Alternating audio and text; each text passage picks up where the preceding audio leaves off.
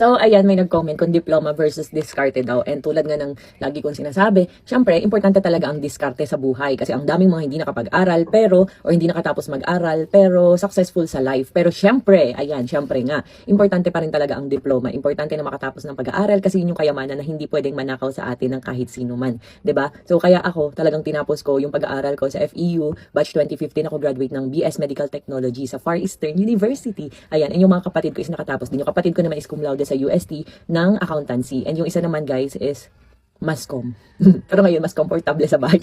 Meron na siyang cafe ngayon. Alam nyo ba, dati kasi yung kapatid ko na yun, hindi talaga siya pala business. Sa pamilya namin, ang pala business lang is si Papa. And ako yung nakahawa nun. Ako yung nakamana nun. Ako yung parang mahilig din mag-business. Na to the point na kada makikita ko dati na commercial space, gusto kong rentahan. Ganon. Kaya, nung time na nasa Sampaloc, ang dami kong shop nun. May pet shop, ang Living's Cage Restaurant, nagkaroon din ng milk teahan, fish store, ukayan, samgyupsalan, spa, na nag-hair kineme, lahat. And alam nyo guys, dun sa spa, alam ko lahat gawin. Like yung rebite, mga mag-makeup, ano pa ba, mga mag-maniped, foot spa. Nagpo-foot spa ako ng customer, nagmamassage din ako, ganyan. Nagmamask lang ako kasi medyo kilala na ako nun sa Blue Up. So, medyo nakakaano, yung parang sabihin, ba't ito bigla? Parang ganon. So, sa Cage Restaurant naman, ako rin yung naghuhugas ng pinggan. Pero syempre may staff ako, pero nakikihugas ako ng pinggan, nakikimap ng sahig, nakikiluto, nakikisaing, nakikiprepare ng food, nakikiserve. So, lahat ng mga binibusiness ko is alam kong gawin. Ultimo yung sa milk tea shop, alam ko rin magtimpla. Yun sa milk tea kasi dati may milk teahan si Nathan sa Kalawan.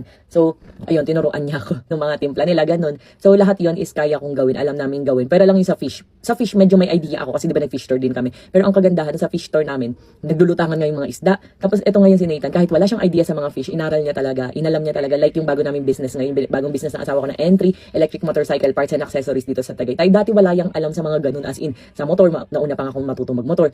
So, wala siyang idea ng mga motor-motor or e-bike ganyan. Pero guys, pagka bumili kayo ng e-bike sa amin, tinigil nagtinda. Talagang makikita nyo na ang daming alam ng asawa ko. May explain niya talaga yung parang from head to toe ng e-bike, ganun. Saka yung mga parts and accessories.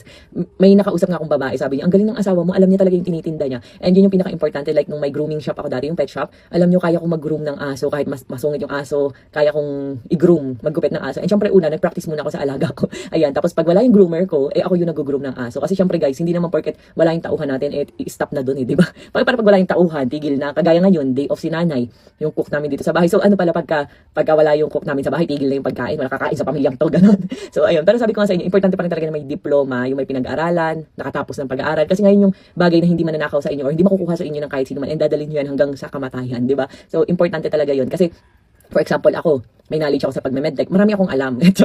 Marami akong alam sa mga, kumbaga, sa mga sakit-sakit, ganyan, sa mga bacteria, mga parasite, mga ganyan, microbiology, chemistry, parasitology. Kumbaga, marami akong alam na pwede kong i-apply sa buhay ko ngayon. And sabi ko nga sa inyo, kaya kong kunan ng dugo yung sarili ko. Kumbaga, marami